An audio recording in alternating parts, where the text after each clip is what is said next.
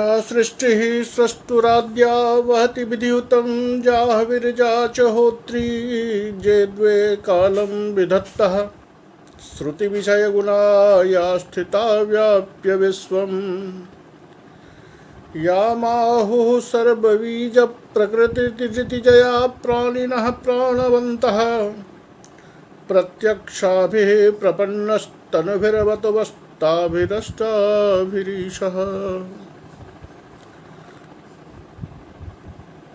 इस आमुख पटल पर समुपस्थित सभी संस्कृत प्रेमियों का अभिज्ञान शाकुंतलम की इस कक्षा में सादर अभिनंदन और स्वागत। आज सभी जानते हैं कि पर्यावरण दिवस है। आज के दिन सर्वत्र, विशेष करके इस सोशल मीडिया पर चारों ओर पर्यावरण की बातें हो रही हैं। अच्छी बात है, पर्यावरण की सुरक्षा हमारे लिए आवश्यक है, लेकिन ये पर्यावरण की सुरक्षा केवल दिखावे के लिए नहीं, बल्कि वस्तुतः हृदय से होना चाहिए। जो बातें अभिज्ञान शाकुंतलम के प्रथम अंक में शकुंतला ने कही थी कि अस्ति में सोदर स्नेहः, इन पेड़ों के साथ, इन पौधों के साथ हमारा आत्मीय स्नेह होना चाहिए, क्योंकि जब हमारा आत्मीय स्नेह होगा तभी इस पर्यावरण की वास्तविक रक्षा हो पाएगी, और इसके बिना हमारा जीवन संभव नहीं है। प्रकृतिरेव जीवनम, प्रकृति शुद्ध है तो हमारा जीवन शुद्ध है। प्रकृति में जितनी दूषणता आनी शुरू हो जाएगी, प्रकृति जितनी प्रदूषित होती चली जाएगी, हमारा जीवन उतना ही प्रदूषित होता चला जाएगा। हमने जल को अशुद्ध कर दिया तो जल का, आप जानते हैं, 60% हमारे शरीर में है, तो हमारा 60% जीवन तो वैसे ही समाप्त होने के कार पे है, वो अशुद्ध है। अब भले उस जल को शुद्ध करने के लिए हम नए नए मशीन बना लें, लेकिन कृत्रिम मशीन वो काम नहीं कर सकता जो काम प्रकृति करती है। इसलिए प्रकृति को देव मानकर, प्रकृति को अपने जीवन का सर्वस्व मानकर हमें सर्वदा प्रकृति की सेवा करनी चाहिए। और हमारा आपका ये संजोग है कि इस क्रम में हम उस नाटक का अध्ययन कर रहे हैं जो नाटक प्रकृति को लेकर, अर्थात प्रकृति को ही लेकर, प्रकृति के प्रांगण में प्रकृति की सेवा के लिए प्रकृति को ही जीवन मानकर ये नाटक विरचित है। इस नाटक में हर एक कदम पर आपको प्रकृति के वास्तविक रूप का परिचय मिलता है, और साथ साथ प्रकृति के साथ हमारा कैसा संबंध होना चाहिए, लेकिन हम कर कैसा रहे हैं वो भी दिखाई देता है। चलिए अब चलते हैं अपने पुस्तक पर। कल हमारा प्रथम अंक समाप्त हो चुका है, आज से हम द्वितीय अंक आरंभ करने जा रहे हैं। ये द्वितीय अंक का आज पहला पाठ होगा। इस द्वितीय अंक का आरंभ होता है जहाँ से आप देख लीजिए पहला अंक समाप्त हुआ, उसके आगे की कहानी में द्वितीय अंक का आरंभ है। प्रथम अंक में देखा गया कि शाम होते वक्त राजा के सैनिक लोग राजा को ढूंढने पहुंच गए, इसलिए आश्रम में उपरोध होने लगा। सारी सखियां वहां से चली गई, राजा दुष्यंत भी वहां से लौट आए। अब राजा के मन में वहीं उन्होंने कह दिया था कि मैं तब तक जाकर अपने सैनिकों को दूर स्थान पर कहीं उनको बसा देता हूँ, कहीं उनको जगह दे देता हूँ, ताकि ये आश्रम में उपरोध पैदा न कर सके, क्योंकि मेरा स्वयं नगर जाने का मन तो अब हो नहीं रहा है। तो स्वाभाविकता है कि अब दूसरे अंक में राजा से मुलाकात आपको कहाँ होगी? तो जहाँ उन्होंने अपने सैनिकों को रहने का स्थान दिया है, उसी स्थान पर राजा से मुलाकात होगी। तो हम अब वहीं चलते हैं राजा के शिविर में, जहाँ राजा ने अपने सैनिकों को रहने के लिए शिविर दिया हुआ है। वहाँ महाकवि कालिदास ने जो ये दूसरा अंक शुरू किया है, वो विदूषक से शुरू किया है। आप जानते हैं कि विदूषक जो होता है वो राजा का मित्र होता है। राजा से कोई भी बात वो स्पष्ट कह देता है, और खास करके राजा के लिए घर पर अंतःपुर में वह राजा का सहायक होता है। कभी कभार राजा और रानी के बीच अगर झगड़ा हो जाए तो उसको शांत करने में, रानी के गुस्सा को शांत करने में वह उसका सहायक होता है। राजा का ऐसा मित्र होता है जो राजा अपने हृदय की कोई बात इस विदूषक से कह सकता है, और विदूषक भी सही बातें, भले वो थोड़ी कड़वी भी हो, लेकिन वह राजा से कहने में चूकता नहीं है। इसकी परिभाषा की है कि श्रृंगारेस्य सहायाः बिटचेत विदूषकाद्याः भक्ता नरमसु निपुणाः कुपित बधू मान भंजनाः शुद्धाः। विदूषक का स्पेशल लक्षण किया कि कुसुम बसंताद्यभिधः कर्म बपुर वेश भाषा देह हास्यकरः कलह रतिर विदूषकः स्यात् स्वकर्मज्ञः। इसका नाम प्रायः ऐसा ही होता है कि किसी का नाम कुसुम, किसी का नाम बसंतक इत्यादि वगैरह नाम होते हैं उसके, लेकिन वो अपने काम में जो उसका दायित्व है, उस दायित्व का निर्वहन करने में वह परम कुशल होता है, सर्वदा हास्य करने वाला होता है। और राजा के साथ भी वो हास्यपूर्वक ही बात करता है। लेकिन याद रहे कि हास्यपूर्वक बात करता है, लेकिन सत्य बात से वह पीछे नहीं हटता है। ये विदूषक भी राजा के साथ में शिकार खेलने आया है, और विदूषक ब्राह्मण होता है जाति से। स्थिति ये है, और ये पाठ आज पर्यावरण दिवस के दिन बहुत समुचित पाठ बैठता है कि ये विदूषक इस बात से तंग है कि इस शिकारी राजा के साथ में आकर के मेरा तो जीवन बर्बाद हो गया। शिकार से वह तंग आ चुका है।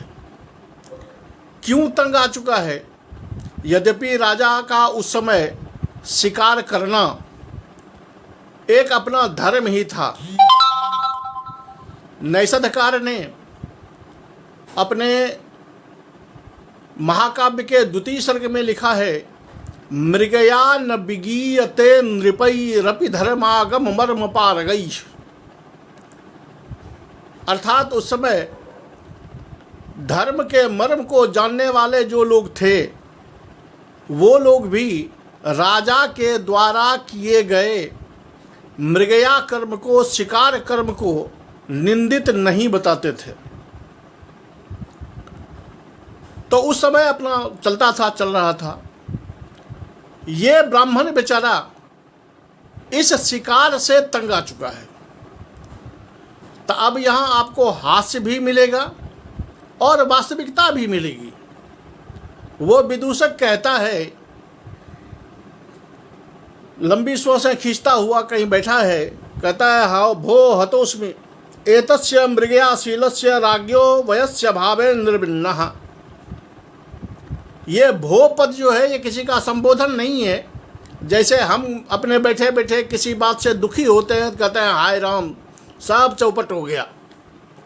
तो ये निर्विण्ण की अवस्था में, विषन्नावस्था में जब आदमी स्वयं से दुखी हो रहा है तो उसकी आत्मा की आवाज़ आती है, कहता हो सर्वम गतम अहो हतोस्मि, मैं तो मारा गया। तो भाई क्यों मारा गया? आप तो जिंदा जी हो, मरे कैसे? तो कहता एतस्य मृगया शीलस्य राज्ञो वयस्य भावेन, एतस्य पदेन राज्ञो दुष्यंतस्य, ये जो राजा दुष्यंत है, इस राजा का, ये राजा कैसा है? तो मृगयाशील, जो शिकार खेलने में लगा हुआ है। शिकार खेलने से क्या हो रहा है? तो स्वभावतः है कि जंगल में जितने जीव हैं उन जीवों की हत्या हो रही है और सारे रथ घोड़े हाथी इधर उधर दौड़ते हैं, तो उससे कहीं न कहीं इन लताओं का, बिटपों का, छोटे छोटे पौधों का, इसका भी विनाश हो रहा है। तो अंतर्निहित भाव कहीं न कहीं यह भी है कि ये पर्यावरण का विनाश कर रहा है। यद्यपि पर्यावरण के विनाश का प्रसंग यहाँ विदूषक ने नहीं उठाया है, क्योंकि विदूषक को अपनी बातें कहनी है, लेकिन उसके कथन में ये कहीं न कहीं भाव छिपा हुआ है कि इस मृगया के कारण इसका भी विनाश होता रहता है। इसका मित्र बनकर, इस राजा का मित्र बनने के कारण मैं दुखी हूँ। मैं मारा गया इसलिए, मेरा जीवन बर्बाद हो गया इसलिए कि मैं इस मृगया बिहारी राजा दुष्यंत का मित्र हूँ। अब उस ब्राह्मण के हृदय की बात देखिए, राजा का मित्र है, इससे उसको खुशी मिलनी चाहिए थी, लेकिन वो ब्राह्मण मृगयाशील राज्ञ, चूंकि ये राजा मृगयाशील है, ये शिकार करता है, जंगल का विनाश करता है, जंगल में रहने वाले जीवों का विनाश करता है, और मैं इसका मित्र हो गया हूं, इसलिए हतोस्मि, इसलिए मैं मारा गया। ये दर्द होना चाहिए लोगों को पर्यावरण के विनाश पर। ये दर्द जिस दिन आएगा, भले विदूषक यहाँ हास्य कलाकार है, लेकिन उस हास्य कलाकार की अंतर वेदना को देखें इन शब्दों में कि वो कहता है मृगयाशीलस्य राज्ञो वयस्य भावेन, इस मृगयाशील राजा का मित्र मैं हूं, इसलिए मेरा जीवन विनष्ट हो गया। क्यों? यहां क्या होता है? यहां जब देखो तब अयम मृगः, अयम वराहः, अयम शार्दूलः इति मध्यम दिनेपि ग्रीष्मे विरल पादपत छायासु बनराजिषु आहिंड्य पत्र संकर कषाय विरसानि उष्ण कटुकानि पीयन्ते गिरिनदी सलिलानि। इसके सारे विशेषण, सारे पद जो लगे हुए हैं वो बड़े कमाल के हैं। क्या क्या ये कह रहा है देखिए, ये मध्यम दिने पि ग्रीष्म समय, एक तो गर्मी का दिन, वैसे ही गर्मी चल रही है, लू चल रही है, शरीर से पसीने उठ रहे हैं, उस पर भी मध्यम दिने, उस पर भी दोपहर में। तो स्वभावतः है गर्मी का दिन और दोपहर का मौसम, तो और भयंकर स्थिति होगी गर्मी की। और चारों ओर केवल यही सुनाई पड़ता है कि इसके जो चेले चमचे हैं, इसके जो नौकर हैं, इसके जो पीछे पीछे चलने वाले हैं, वो दिन भर चारों ओर यही हल्ला करते हैं, ये देखो इधर मृग है, ये देखो इधर बाघ है, ये देखो इधर बराह है, इधर अन्य जीव है, इधर अन्य जीव है, इसको पकड़ो, उसको मारो, उसको काटो। दिन भर यही यहाँ चलता रहता है। और इस गर्मी के दिनों में प्यास लगती है, प्यास लगती है तो पानी कहाँ से लाएं? तो गिरि नदी सलिलानी, पर्वतीय नदियों का जो पानी है वो पानी इस समय कैसा हो गया है? तो वो कहते हैं पत्र संकर कषाय विरसानी, चूंकि उसमें सारे के सारे पत्ते टूट कर गिरते रहते हैं। पर्वतीय नदी यानी हल्की फुल्की नदी है, छोटी जो बहती रहती है, उसमें इन पत्तों की मात्रा इतनी ज़्यादा हो गई है कि ये पत्ते उसमें सड़ रहे हैं, जिससे वो जल वस्तुतः पीने योग्य नहीं रह गया है, कसाय हो गया है, गंदा हो गया है। लेकिन मजबूरी है, गर्मी का दिन है, उस पर भी दोपहर है, तो पीना तो पड़ेगा ही। तो एक तो गर्मी का दिन, इतनी प्रचंड गर्मी, उस पर कहीं छायादार वृक्ष नहीं। छायादार वृक्ष क्यों नहीं है, ये सोचना पड़ेगा। इसलिए इनका विशेषण देखिए कि बिरल पादपत छायासु बनराजिसु। यहाँ बनराजियाँ तो हैं, वन की पंक्तियाँ तो हैं, लेकिन जब वन की पंक्तियाँ हैं तो छाया भी होनी चाहिए। अब फिर छाया में इनको गर्मी का क्यों डर लग रहा है?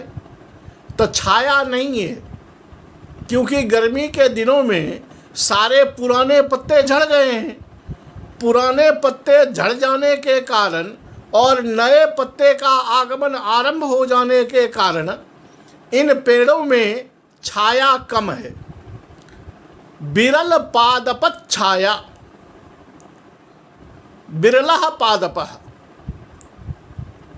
दो तरह से अर्थ ले सकते हैं। एक तो ऐसे बहुत कम पेड़ बचे हुए हैं जिसमें छाया है, और दूसरी बात कि चूंकि नए पल्लव आ रहे हैं तो पल्लव अभी छोटे हैं, नए निकले हैं, इसलिए धूप जो ऊपर से आती है तो इन पल्लवों के बीच से होकर के नीचे चली आती है। जहाँ जहाँ पल्लव की छांव पड़ती है वहीं छाया दिखती है। पेड़ के जड़ में पूरी छाया नहीं मिलती, वो तो तब मिलेगी जब पेड़ पूर्ण रूप से पल्लव से लद जाए, तब चारों ओर छाया मिलेगी।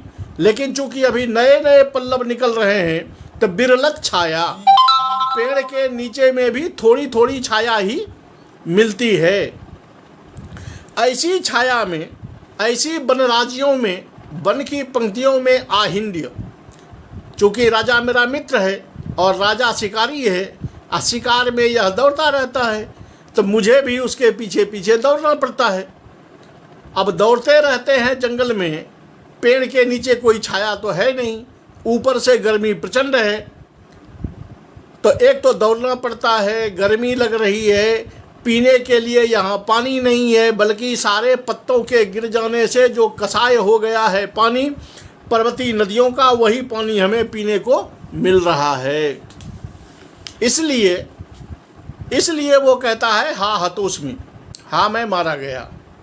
क्योंकि दोनों कारण, एक तो इस राजा के कारण जंगल में घूमना पड़ता है, दूसरी बात कि ये राजा सारे मृग बराह इत्यादि को मार रहा है, प्रचंड गर्मी है, प्रचंड गर्मी में मुझे दौड़ना पड़ता है, इसके साथ पीने के लिए पानी नहीं मिल रहा है और विश्राम करने के लिए जगह नहीं मिल रहा है, क्योंकि घनी छाया मिले तब तो विश्राम पूर्वक सोया जाए।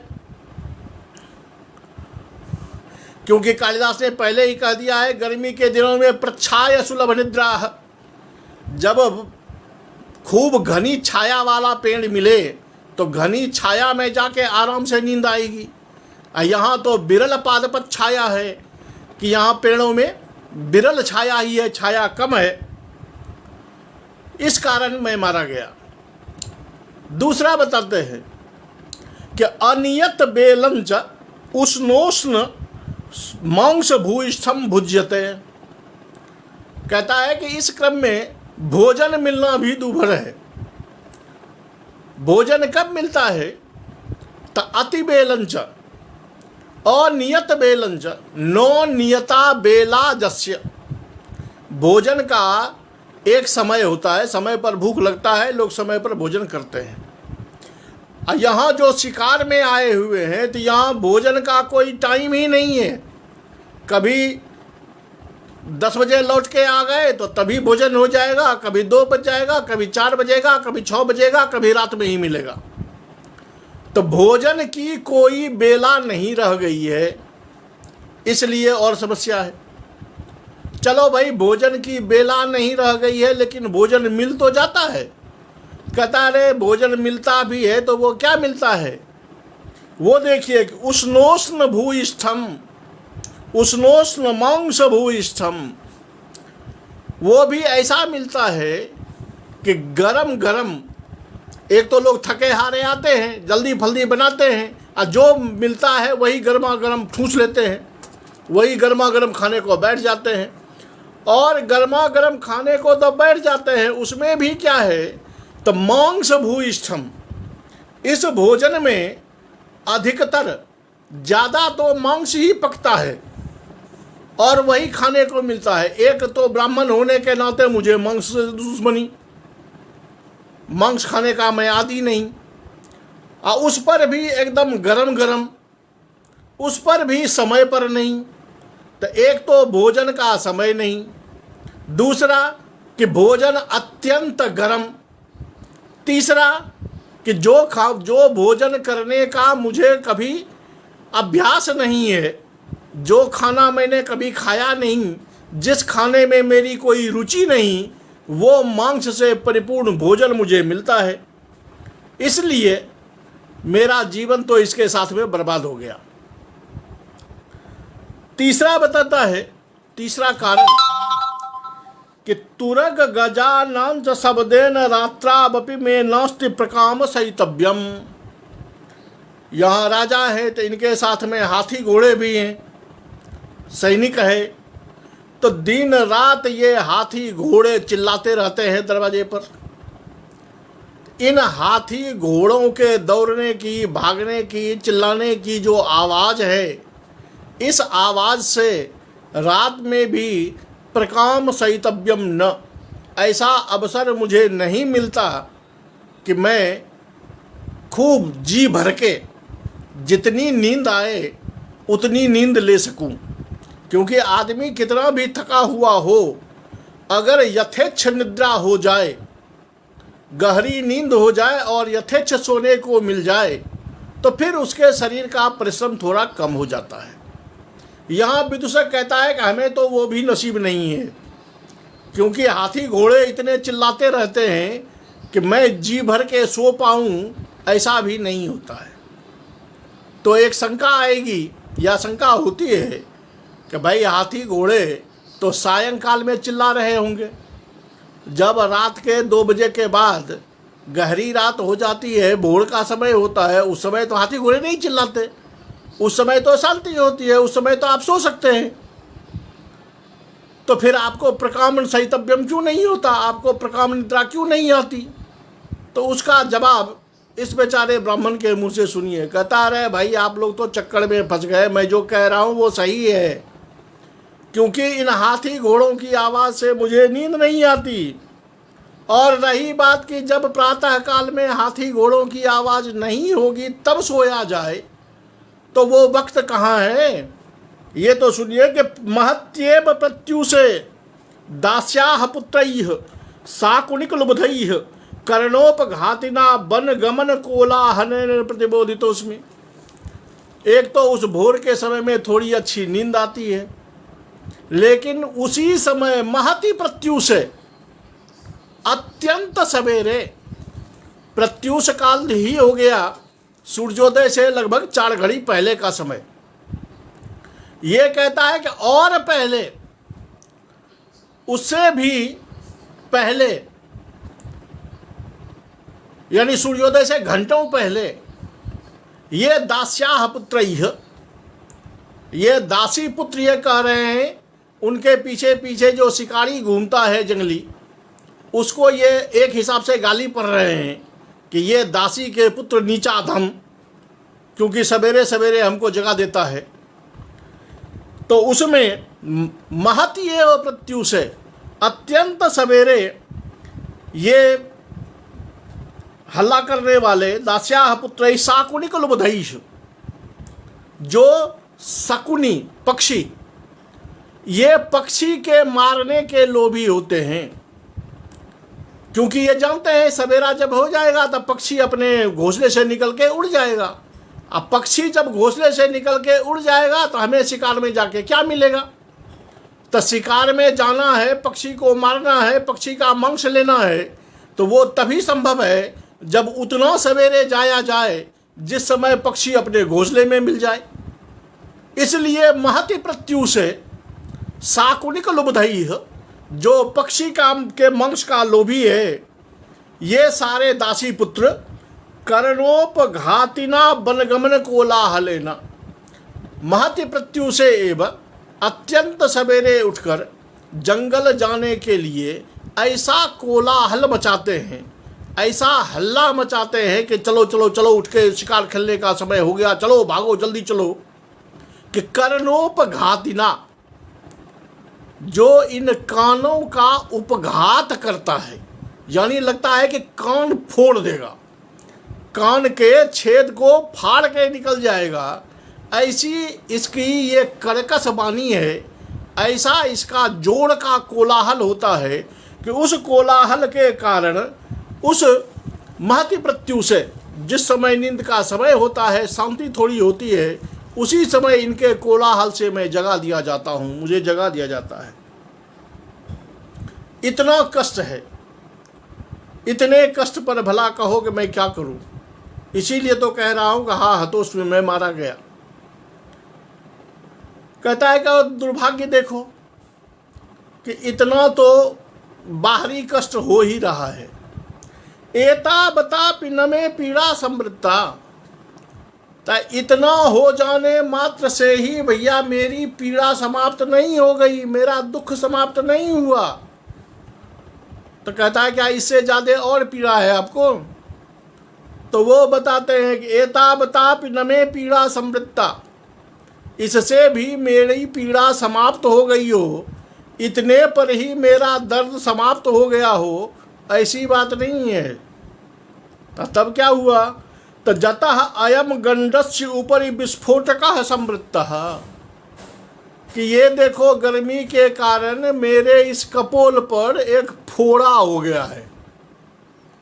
तो एक तो न भोजन मिल रहा है, न चैन से बैठना मिल रहा है, न कहीं घनी छाया मिलती है, न पीने को बढ़िया पानी मिलता है, न सोने के लिए जगह मिलता है, न सोने का समय होता है। भोरे भोर ये शिकारी लोग हमको जगा देते हैं, और इतने कष्ट सहने के बाद न ठीक से भोजन मिलता है। इतना कष्ट सहने के बाद भी विधाता को क्या मंजूर हुआ पता नहीं कि ये देखो गर्मी के कारण मेरे कपोल पर बड़ा सा फोड़ा हो गया है। फोड़ा आप जानते हैं, घाव हो गया है। अब उसकी टीस अलग आ रही है। तो भला बताओ कि एक समस्या तो पहले से थी, ये दूसरी समस्या शरीर की और आ गई। तेन ही कहता है अब क्या करें, ऐसी परिस्थिति में हमें क्या करना चाहिए? तो तेन ही असमासु अवहीनेषु तत्र भवता मृगानुसारिणा आश्रम पदम प्रविष्टेन मम अधन्यतया शकुंतला नाम कापि तपस्वी कन्यका दृष्टा ताम प्रेक्ष्य सांप्रतम नगर गमन कथाओं भी न करोति। तो हो सकता है कि लोग इस विदूषक को एक ढाढ़स दिलवाए कि भैया कोई चिंता की बात नहीं है, राजा तो शिकार के लिए आए हैं, आपको थोड़ा कष्ट हो रहा है तो सह लीजिए क्योंकि आपके मित्र हैं। अरे शिकार में कितने दिन रहेंगे? 2-4 दिन रहेंगे, उसके बाद चले जाएंगे। तो फिर तो आप वापस जा कर के नगर का सुख भोग करेंगे ही, इसलिए आप दुखी क्यों हो रहे हो? तो वो विदूषक कहता है कि यही तो समस्या है, अगर 2-4 दिन में लौट जाता तब तो मैं भी अपना संतोष रखता। अरे भाई ये देखो असमासु अभिहीनेषु, ये देखो कि जब ये शिकार में गया तो जब हम लोग इसके साथ नहीं थे, यानी जब यह एकांत में अकेला शिकार की ओर कहीं बढ़ गया था और हम लोग पीछे रह गए, तो मृगानुसारिना, ये किसी मृग के पीछे पीछे भागता रह गया, तो ये न जाने कहाँ से किसी आश्रम में पहुँच गया। और आश्रम में पहुँचा तो पहुँचा, मेरे दुर्भाग्य ने वहाँ भी नहीं छोड़ा कि ये आश्रम में पहुँचा, और हमारा ही दुर्भाग्य कि वहाँ जाकर के इसने शकुंतला नाम की किसी बनकन्या को देख लिया, किसी तपस्वी कन्या को इसने वहाँ देख लिया। और जब से देख लिया है तब से यह नगर जाने का नाम ही नहीं ले रहा है। तो अब बताओ कि समस्या है कि नहीं? क्योंकि ये उम्मीद होती कि चलो भाई 2-4 दिन में लौट जाएगा तो हम अपना हिम्मत भी रखते। लेकिन जब से इसने आश्रम में जाकर शकुंतला नाम की उस तपस्वी कन्या को देख लिया है, तब से तो यह नगर लौटने का नाम ही नहीं ले रहा है। अब नगर लौटने का नाम नहीं ले रहा है तो पता नहीं ये कब तक यहाँ रहेगा। मेरे दुखों का कोई ओर छोर नहीं है, इसलिए मेरा तो जीवन इस बार बर्बाद हो गया इस मृगयाशील राजा के चक्कर में। अगर इसके चक्कर में ना होते, अगर इसका दोस्त नहीं होते, तो मुझे यहाँ आना नहीं पड़ता और ये दिन देखना नहीं पड़ता। एवमेव चिंतयतः मे प्रभाता रजनी। कहता है भैया यही सब बातें सोच सोच करके कि अब मेरा क्या होगा, पता नहीं ये राजा कब यहाँ से जाने का मन बनाएगा, जाएगा कि नहीं जाएगा, कि पता नहीं सब दिन यहीं घूमता रहेगा। तब तक मैं भी इसके साथ ऐसा ही दुख भोगता रहूँगा। मेरे दुखों का अंत कब होगा, यही सब सोचते सोचते खुली आँखों से ही मेरी रात बीत गई या बीत जाती है। का गति, कहता है मेरी दूसरी गति भी क्या है, मैं कर भी क्या सकता हूँ। ये मजबूरी है बेचारे की कि मैं कर भी क्या सकता हूँ। मैं राजा का विरोध तो कर नहीं सकता, राजा दोस्त हैं मेरे, इनको छोड़ करके मैं भाग जाऊँ ये भी हो नहीं सकता। लेकिन दुख भी इतना है तो का गति, हमारी अब दूसरी गति ही क्या है कि जाबदेनम कृताचार परिग्रहम प्रियवैश्यम प्रेक्ष्य। कहता है चलो अब एक उपाय है कि कृताचार परिग्रहम, आचार पूर्वक एक मित्र के नाते प्रातःकाल या एक मित्र के नाते अपने मित्र से मिलना भी चाहिए, पूछना चाहिए भाई क्या हाल चाल है, या अपना दुख अपने मित्र को सुनाना चाहिए। इसलिए अब मेरे पास में यही उपाय है कि चलता हूँ और अपने मित्र को ही अपनी स्थिति बताता हूँ कि देखो भाई हद हो गई, मुझे बहुत कष्ट हो रहा है, अब यहाँ से थोड़ा खिसको। ये कहने के लिए प्रियवैश्य में प्रेक्ष्य, ऐसा कह के वह विदूषक अपने स्थान से उठकर स्टेज पर चक्कर लगाता है। यानी ये समझिए कि वो अपने मित्र के पास जा रहा है। चारों ओर देखता है तो उसको दिखाई देता है करे जिस राजा को हम ढूंढने जा रहे हैं, जिस मित्र को ढूंढने जा रहे हैं, वो मित्र तो इधर मेरी तरफ ही आ रहे हैं। उसको देख के ये कहता है कि एस बाणासन हस्तः, धनुष अपने हाथ में लिए हुए, हृदय निहित प्रियजनः वनपुष्पमालाधारी, इत एवागच्छति प्रियवैश्यः, एष बाणासन हस्तः। बाणासनः धनु, बाण का आसन, बाण जिस पर टिकता है तो वो हो गया धनुष। धनु अस्ति हस्ते जस्य, वो धनुष है हाथ में जिसके। ऐसा ये राजा हृदय निहित अभिजनः, हृदय निहित प्रियजनः, जिसके हृदय में सर्वदा अपने प्रियजनों का निवास रहता है, अर्थात जो हृदय से अपने प्रियजनों से प्यार करते हैं। वन पुष्पमालाधारी, जंगली फूलों से बनी हुई माला को धारण किए हुए। इत एवा गच्छति, इतः इधर ही, जिधर से मैं जा रहा हूँ उधर की ओर ही वो आ रहे हैं। तो जब आ रहे हैं तो अब मैं क्या करूँ, या तो मैं यहीं खड़ा रहूँ, वो अपने आप यहाँ आ जाएंगे, तब उनसे अपना नमस्कार हो जाएगा, बातें हो जाएगी। लेकिन अगर मैं ऐसे ही बैठा रहा, ऐसे ही खड़ा रहा, आके कहा हुजूर नमस्कार या मेरे मित्र नमस्कार, तो फिर मेरी बातों का असर उस पर नहीं होगा। इसके लिए कुछ करना पड़ेगा।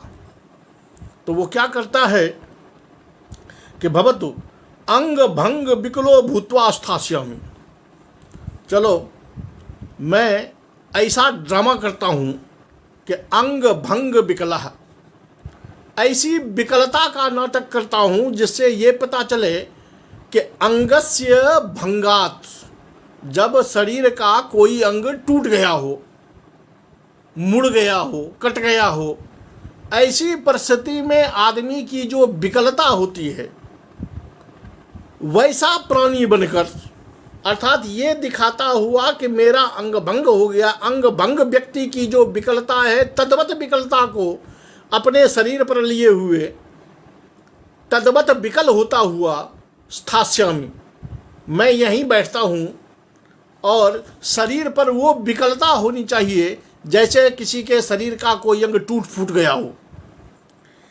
एवमपि नाम विश्रामम लभेयम, क्यों, इससे उम्मीद क्या है? का इससे उम्मीद ये है कि जब अंग भंग विकलो भूत्वा, ये दिखाऊंगा कि मेरे शरीर में बड़ा दर्द है, मेरा अंग टूटा हुआ है, तो हो सकता है कि इस बहाने वो कह दें कि चलो भाई तुम्हारा अंग टूटा हुआ है, तुम्हारे अंग में दर्द हो रहा है, चलो आज तुम यहीं रुको, शिकार खेलने के लिए हम लोग जाते हैं।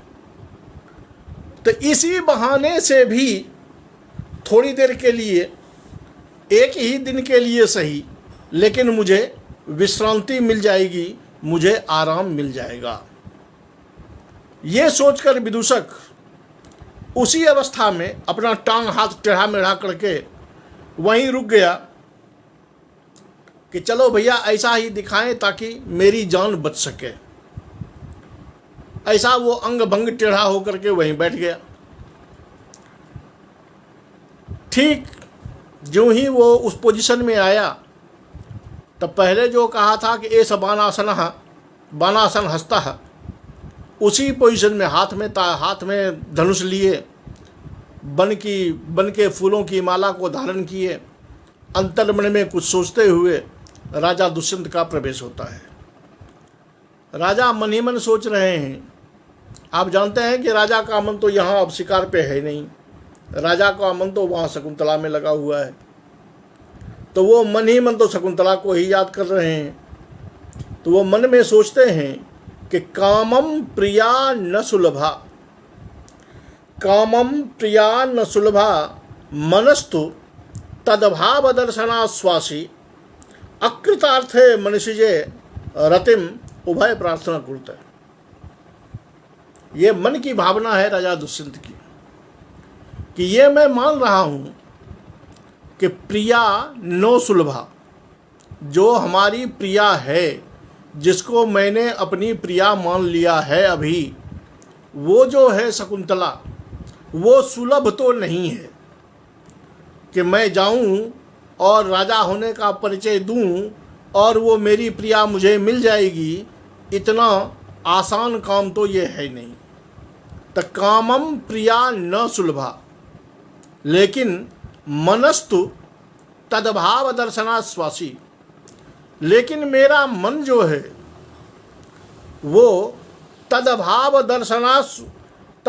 दर्शनाश्वासी, पता नहीं मेरे मन को यह विश्वास है, मेरा मन इस बात पर आश्वस्त है कि उस शकुंतला के भावों का, उस शकुंतला का मुझे दर्शन होगा, उस शकुंतला से मेरा मिलन होगा, ये मेरे मन को विश्वास है। तो अब मन का ये द्वैधी भाव है। एक तरफ वो कहते हैं कि कामम प्रिया न सुलभा, ये जो मेरी प्रिया है शकुंतला, उसको पाना इतना आसान नहीं है। दूसरी ओर कह रहे हैं कि मेरा मन जो है वो शकुंतला को देखने पर आश्वस्त है, इस बात पर विश्वस्त है कि शकुंतला का मुझे पुनः दर्शन होगा। तो दोनों बातें हैं, हाँ भी है और ना भी है। अकृतार्थे मनसिजे, कहता है कि यद्यपि मनसिजे अकृतार्थ है, यद्यपि मनसिज जो कामदेव है वह अकृतार्थ है, अर्थात कामदेव अभी सफल नहीं हुआ है। कामदेव सफल तब माना जाएगा जब उसके बाणों से घायल होकर के प्रिया प्रियतम की गोद में आ जाए, और प्रियतम अपनी बाहों में प्रिया को पा सके, तब होंगे मनसिज कृतार्थ। यहाँ कहता है कि अकृतार्थे मनसिजे, मनसिज जो है कामदेव वो अभी अकृतार्थ है, सफल नहीं हुआ है। लेकिन तब भाई जब कामदेव कृतार्थ नहीं है तो फिर आप ये दोनों बातें क्यों कर रहे हैं? कहता है ये दोनों बातें इसलिए है कि रति मुभय प्रार्थना कुरुते, वो क्या कर रहा है? तो उभय प्रार्थना कुरुते, दोनों ओर, नायक की ओर भी और नायिका की ओर भी, मेरी ओर भी और मेरी जो प्रिया है उस ओर भी रतिम प्रार्थना कुरुते, वो दोनों को मनाने में लगा है, दोनों को सुलगाने में लगा है, दोनों को आपसी मोड़ पर लाने के लिए प्रार्थना करने में लगा हुआ है। अभी कामदेव सफल नहीं हुआ है दोनों को मिलाने में, लेकिन कामदेव दोनों ओर अपनी रति की प्रार्थना कर रहा है कि रति वहाँ भी हो, रति यहाँ भी हो, स्नेह वहाँ भी हो, श्रृंगार वहाँ भी हो, श्रृंगार यहाँ भी जगे। यही कारण है कि ये मैं मानता हूँ कि कामम प्रिया न सुलभा लेकिन मनस्तु तद्भाव दर्शना स्वासी। अब ये श्लोक जो महाकवि ने यहाँ प्रस्तुत किया है, इसमें एक सामान्य सी बात है कि यहाँ इन्होंने कहा है कि कामम प्रिया न सुलभा मनस्तु तद्भाव दर्शना स्वासी। ऐसे में दुष्यंत ने ये नहीं कहा है कि दुष्यंत के लिए ऐसा हो रहा है या शकुंतला के लिए ऐसी हो रही है, बल्कि वो एक सामान्य बातें कह रहा है कि स्थिति ऐसी है कि कामदेव दोनों ओर अपनी प्रार्थना कर रहा है कि इधर भी हो जाए उधर भी हो जाए। अगर इस तरह एक सामान्य बात से, सामान्य कथन को लेकर हम दुष्यंत और शकुंतला को ले लें कि कामदेव दुष्यंत की ओर भी प्रार्थना कर रहा है और शकुंतला की ओर भी प्रार्थना कर रहा है, काम का भाव दुष्यंत में भी जग रहा है और शकुंतला में भी जग रहा है, तो ये शकुंतला और दुष्यंत रूपी व्यक्तिगत विषय को लेकर के अर्थबोध होगा। पंक्ति तो एक सामान्य के लिए कह रही है, एक सामान्य नायक नायिका के लिए, कि किसी भी नायक पर यह फिट हो जाएगा कि भाई कामदेव कृतार्थ नहीं हुआ है लेकिन चलो कामदेव जो है वो दोनों ओर प्रार्थना कर रहा है। तो यहाँ वैसी परिस्थिति में अर्थांतरन्यास अलंकार अप्रस्तुत प्रशंसा अलंकार हो जाएगा। क्यों? तो हाँ, अप्रस्तुत प्रशंसा अलंकार यहाँ हो जाएगा एक ओर से। दूसरी ओर से कामम प्रिया न सुलभा, यहाँ थोड़ा थोड़ा विरोध भी आप देख रहे हैं कि एक तरफ पे तो कह रहा है कि प्रिया सुलभ नहीं है, वो निश्चित कह रहा है, दूसरे तरफ पे कह रहा है कि मेरा मन जो है वो उस पर आश्वस्त हो रहा है। तो भाई ये दोनों कैसे हो सकता है?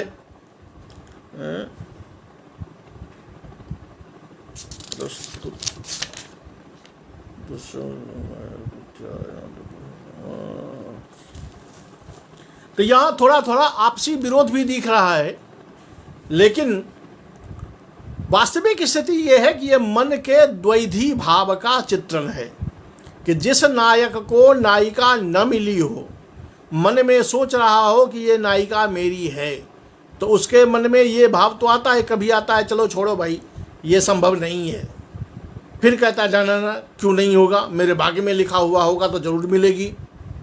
यह इसी द्वैधी भाव का चित्रण इन्होंने यहाँ किया है कि प्रिया सुलभ नहीं है, लेकिन मन जो है किसी प्रेमी का वो कहता है कि प्रेमिका मुझे ज़रूर मिलेगी, और कामदेव जो है वो भले अभी सफल नहीं हुआ है, भले अभी कृतार्थ नहीं हुआ है, लेकिन उभय रतिम प्रार्थना कुरुते। फिर वो मन ही मन मुस्का रहे हैं, यानी ये बात सुनते ही, क्योंकि उनके मन में तो शकुंतला की याद आ रही है, शकुंतला का चेहरा उन्हें दिखाई दे रहा है। तो वो कहते हैं एवं आत्मा विप्राय संभावितेष्ट जन चित्तवृत्ति ही प्रार्थयिता विप्रलभ्यते। कहता है कि ये कमाल बात है कि देखिए महाकवि कालिदास की कलम सारी शंकाओं का निवारण करती हुई चलती है। इसलिए कि अभी इनके मन में आया कि खुद कह रहे हैं कि सुलभान, दूसरे तरफ कह रहे हैं कि मनः तद्भाव आश्वासी, मन जो है उस पर आश्वस्त है तो मिलेगा ही। ये दोनों बातें खुद कह रहे हैं। खुद कह के अपने आप कहते हैं कि देखो आत्माभिप्राय संभावितेष्ट जन चित्तवृत्ति ही। कामियों को क्या होता है कि कामी व्यक्ति वो ये सोचता है, उनके मन में, उसके मन में जो चित्तवृत्ति होती है उसी के अनुसार वह अपना जो इष्ट जन है, यानी जिसको वह चाहता है, प्रेमी प्रेमिका को चाहता है, प्रेमिका प्रेमी को चाहती है, तो नायक के मन में, प्रेमी के मन में, प्रेमी अपने मन में ये सोच लेता है कि मेरी जो वो प्रिया है वो जो ऐसा कर रही है या उसने जो ऐसा किया वो निश्चित मेरे लिए ही किया। यानी संभावित इष्ट जनस्य च वृत्ति। संभावित इष्ट जनः कः तजः मनसा कल्पिता बा। जो जिसको हमने मन से कल्पना कर ली है कि ये मेरी नायिका है, या नायिका ने मन में कल्पना कर ली है कि ये मेरा नायक है, तो अब उसके मन में दूसरे के प्रति, यानी नायक के मन में नायिका की वृत्ति को देखकर यह भाव मन में आता है, यह सोच होता है कि नायिका का ये जो कर्तव्य था वो सब मेरे लिए ही तो था, अन्यथा वो ऐसा क्यों करती। जैसे व्यवहारतः आप देख लीजिए कि अगर हमें या आपको एक किसी दूसरे से मन में ईर्ष्या का भाव हो, या हम समझते हैं कि ये आदमी ठीक नहीं है, वो समझता है कि ये आदमी ठीक नहीं है, ऐसा भाव अगर पहले से है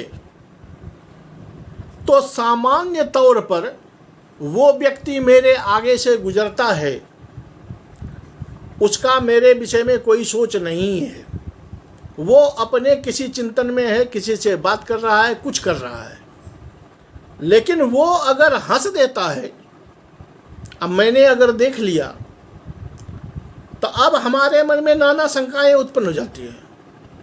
वो बेचारा हंसा होगा अपने किसी बात पर, जरूरी नहीं है कि मुझ पर व्यंग करता हुआ हंसा हो, लेकिन मेरे मन में यही भाव आता है कि बड़ा दुष्ट है, वो मुझे देखकर हंस रहा था, नहीं तो जब मैं वहां खड़ा था तभी वो क्यों हंसा।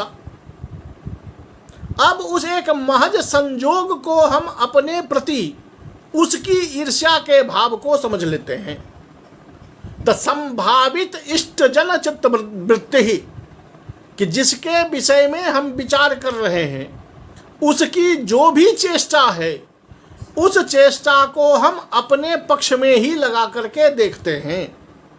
तो संभावितेष्ट जन चित्त वृत्ति ही प्रार्थयिता विप्रलभते, ऐसा सोच लेता है, और ऐसा ही सोच के कारण आदमी जो है वो कभी कभी ठगा भी जाता है, क्योंकि वो जो सोच रहा होता है वो सर्वदा सही ही हो ये जरूरी नहीं है।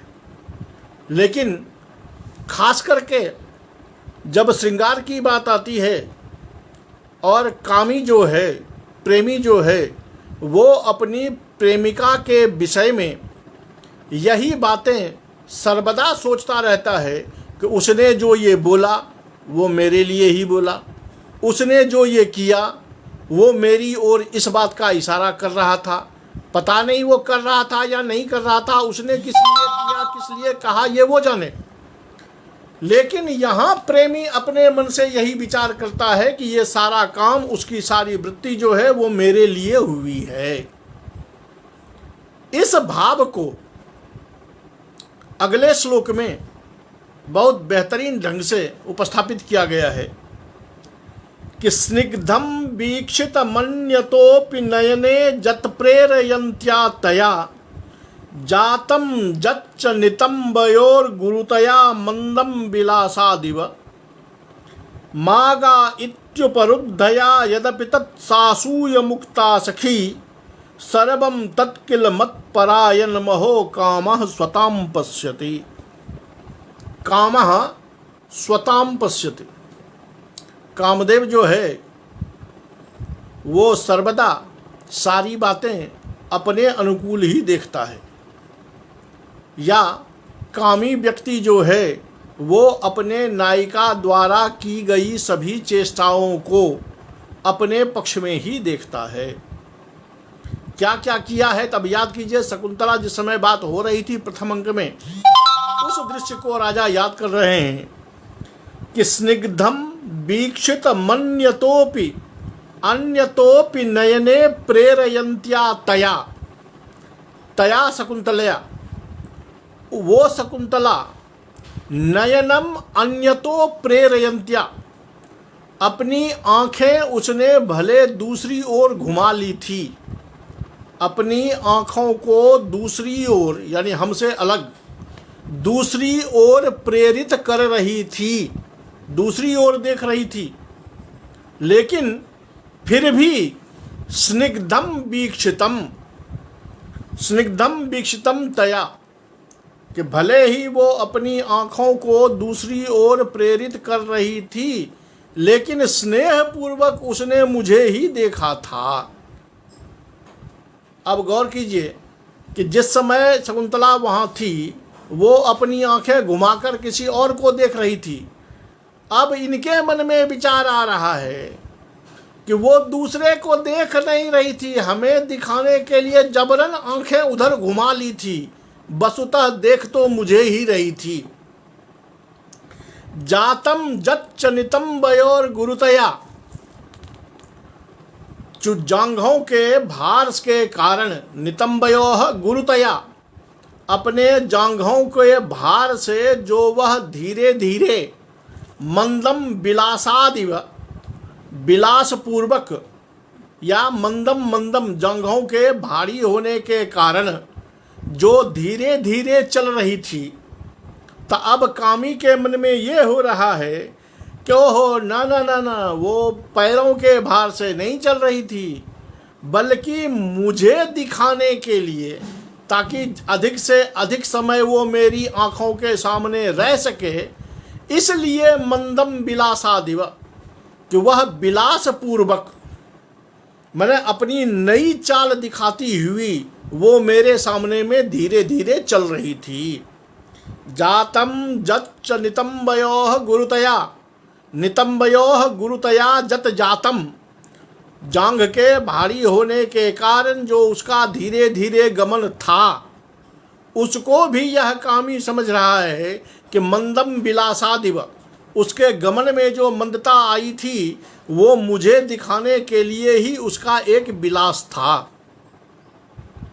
मागा इत्युपरुद्धया, जब उसकी सखी ने कहा था कि आई तुम यहाँ से नहीं जा सकती, तो उपरुद्धया तया सासूय मुक्ता सखी, जब कह दिया कि नहीं जाना है, इसलिए वो रुक गई थी और उलट के बोली थी कि नहीं जाऊं तो क्यों, क्या तेरे कहने से न जाऊं।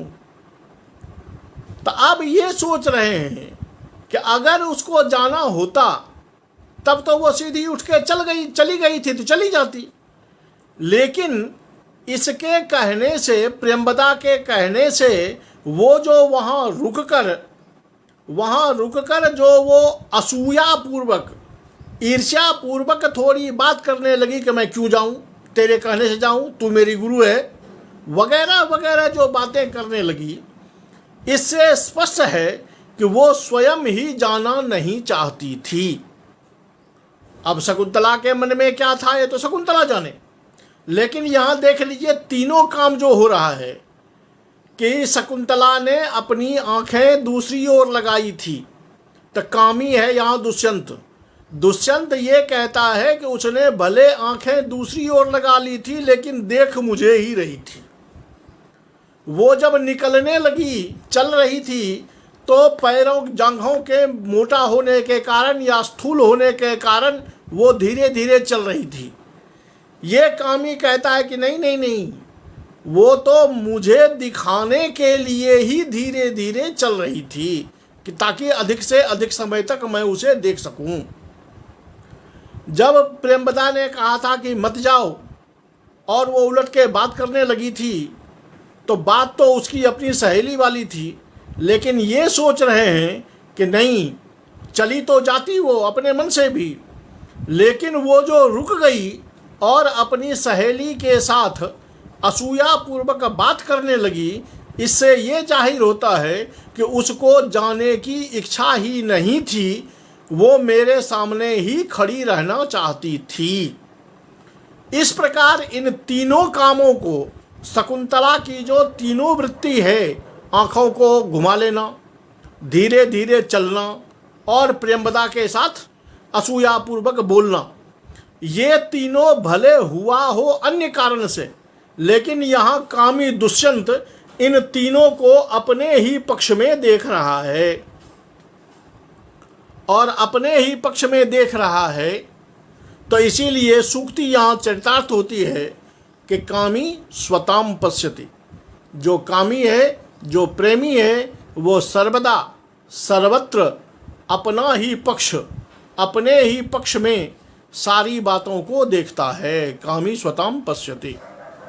तो अब ये तीनों पंक्तियां जो हैं ऊपर की तीनों पंक्तियों का एक लाइन में, एक पद में इन्होंने सामान्य वाक्य से समर्थन कर दिया कि कामी स्वताम पश्यति।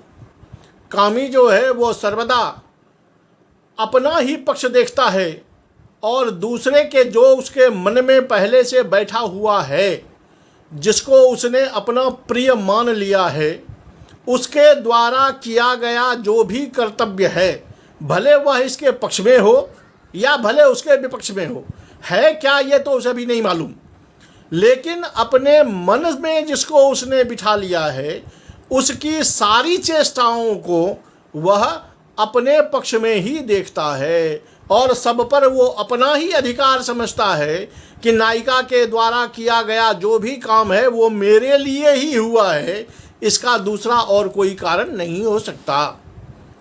तो इस सामान्य बात से इन्होंने दुष्यंत और शकुंतला विषयक जो वृत्तांत है विशेष, उस विशेष का समर्थन किया हुआ है। तो विशेष का समर्थन सामान्य से होने के कारण सीधा स्पष्ट है कि अर्थांतरन्यास अलंकार है। यद्यपि मंदम विलासादिव, वहाँ इव पद लगा हुआ है, जो विलास पूर्वक चल रही थी, विलासात मंदम इव, यद्यपि चल रही थी वो जांघ भारी होने के कारण, लेकिन ये कह रहे हैं कि मानो वह अपना शरीर भारी होने के कारण, अपनी जांघ भारी होने के कारण धीरे चल रही थी, ये बात नहीं है, बल्कि वो अपने नायक को दिखाने के लिए, अपने नायक के सामने अपने स्वरूप का गौरव प्रकट करने के लिए, या नायक के सम्मुख अधिक से अधिक काल में रह सकूं, नायक मुझे अधिक से अधिक काल तक देख सके, इसलिए वह धीरे धीरे चल रही थी। क्योंकि तेजी से अगर चली जाती तो नायक उसको बहुत कम देर देख पाता, इसलिए वह धीरे धीरे चल रही थी। तो ये वहाँ संभावना है, तो वहाँ उत्प्रेक्षा भी है। लेकिन ये ठीक है कि उत्प्रेक्षा का अपना कमाल है और नीचे अर्थांतरन्यास का अलग अपना कमाल है। दोनों को अगर मिलाएं तो दोनों में परस्पर संकर नहीं बल्कि संसृष्टि ही रहेगी, क्योंकि वहाँ उत्प्रेक्षा का अपना महत्व है और यहाँ अर्थांतरन्यास का अलग महत्व है। हाँ, अगर पूरे श्लोक को हम देखें तो पूरे श्लोक में उत्प्रेक्षा की जगह पर ये अर्थांतरन्यास ही माना जाए, क्योंकि नीचे आकर के ये पंक्ति कामी स्वताम पश्यति, ये ऊपर के तीनों पंक्ति का समर्थन कर रहा है और तीनों पद के सौंदर्य को बढ़ा देता है। लोगों को ये सूक्तियाँ आज भी उसके मुंह पे रहती, जिह्वा पे रहती है, कामीश्वतम पश्यति। इस तरह से यहाँ अर्थांतर न्यास अलंकार का चमत्कार है। अब आगे विदूषक और राजा की बातें होगी। कुछ देर तक तो विदूषक और राजा की बातें होगी, लेकिन मेरे प्रिय छात्रों और सभी संस्कृत जिज्ञासुओं, अगला दृश्य जो महाकवि कालिदास ने खींचा है, उस दृश्य को आप देखना न भूलें। उस दृश्य को अवश्य देखें और उसके तत्व को अवश्य पकड़ें, क्योंकि वो गजब का दृश्य है, जैसा कोई किसी कवि के मन में ये भाव आज आ भी जाए तो नहीं ले सकता, क्योंकि जैसा भाव आएगा वैसा पद नहीं मिलेगा, पद मिलेगा तो भाव नहीं आएगा, एक जैसा भाव है वैसे अभिव्यक्ति की क्षमता ही नहीं होगी। मैं आपको बता दूंगा आगे जो दृश्य आने वाला है वो कल्पना कर लीजिए कि एक अधिकारी खड़ा है, एक अधिकारी का मातहत खड़ा है और एक ऐसा व्यक्ति खड़ा है जो इस अधिकारी का दोस्त है। तो किसी काम से रोकने के लिए अधिकारी का मित्र जो है वो तो अधिकारी को कह सकता है कि भाई ये काम मत करो, लेकिन जो इसका मातहत है, जिसको इसने आदेश दे रखा है वो काम करने का, वो इसको रोक नहीं सकता, बल्कि वो तो उसके काम में हाथ बढ़ाएगा कि महाराज आप जो कर रहे हैं वो ठीक कर रहे हैं। अब पोजीशन देखिए, यद्यपि मातहत जो है वो भी मन से चाहता है कि ये काम ना हो, लेकिन बोली से वो राजा का विरोध नहीं कर सकता, इसलिए बोली से वो राजा का सपोर्ट करता है। उधर विदूषक जो खड़ा है वो राजा को रोक रहा है। अब ये मातहत जो है वो राजा की प्रशंसा कर रहा है, विदूषक को डांट रहा है, लेकिन बोली से विदूषक को डांट रहा है और आंखों के इशारे से कहता है भैया तू डटा रहा अपनी जगह पे, बात तो तू सही कर रहा है। ये दृश्य का बेहतरीन चित्रण और न केवल कल्पना बल्कि उस कल्पना के अनुकूल शब्द प्रयोग, वाक्य विन्यास, जिससे आपको ये दृश्य, ये चित्र आपकी आंखों के सामने नाचता हुआ नजर आए, ये दृश्य कालिदास ने अगला दृश्य उपस्थापित किया है। अब थोड़ा सा विदूषक और राजा की थोड़ी बातें हैं, उसके बाद वो दृश्य आपके सामने आ जाएगा, जो कल के पाठ में आपके सामने लेकर मैं उपस्थित हो जाऊंगा। आज के लिए इतना ही। आज की कक्षा को समाप्त करने का आदेश दें। आप सभी का हार्दिक अभिनंदन।